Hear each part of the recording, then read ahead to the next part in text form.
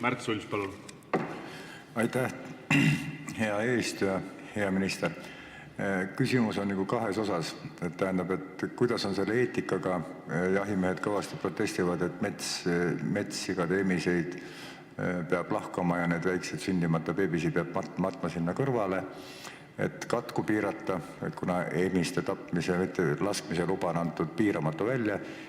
Teine pool on selline, et kui me nüüd praegu hullusti möllame ja strateegia ehk sealiha strateegia on välja töötamata, kas me suudame oma rahva 2020 näiteks 2021 ära toita. Muslimitele muidugi see on hurraa, aga meie tahaks sealiha. Aitäh. Aitäh.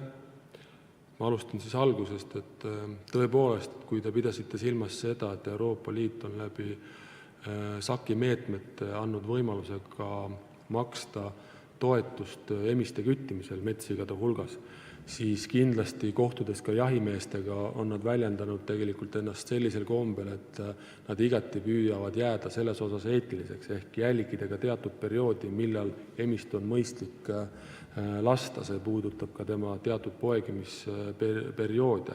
Teiselt poolt, kui me vaatame seda, et kui me tahame tõepoolest aastal 2017-18 jahindusooajal jõuda 1,5 isendi kohta siis 1000 hektaril, siis me peame sellega arvestama, et ühte või teist meedet peaks kasutama.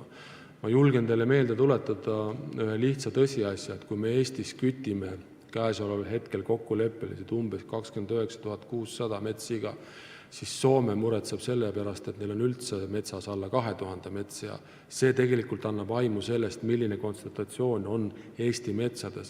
Ja kui me tahame tõsiselt sellega võidelda, siis me peame ja oleme kas ajutiselt või pikemal perioodil sunnitud selle isendite arvu metsas viima väikeseks.